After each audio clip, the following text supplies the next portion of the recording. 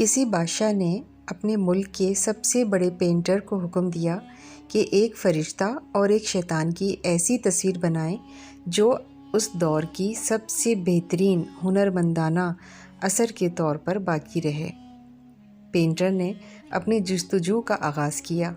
وہ اس تلاش میں تھا کہ اسے کوئی ایسا شخص ملے جو واقعی طور پر فرشتہ کہلانے کے لائق ہو، چونکہ اصلی فرشتے کو وہ دیکھنے کے قابل نہیں تھا۔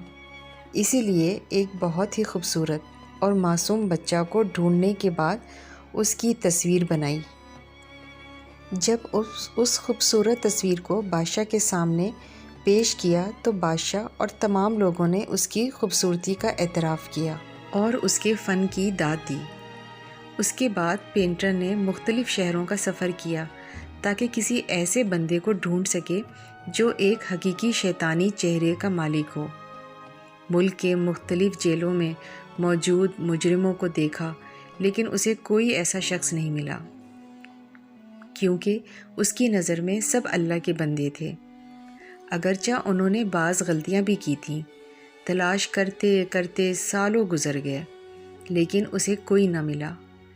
40 سال کے بعد جب بادشاہ نے احساس کیا کہ اس کی عمر کے آخری ایام ہیں، تو اس نے پینٹر کو بلا کر کہا، کسی بھی صورت میں تمہیں جلد از جلد اس تصویر کو بنانا ہی ہوگا تاکہ میری زندگی میں ہی یہ کام سر انجام پائے۔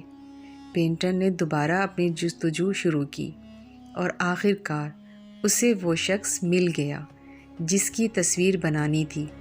ایک مست، بدصورت اور کریل منظر مجرم اپنے لمبے لمبے گندے بالوں سمیت کسی مخروبہ میں کھڑا تھا۔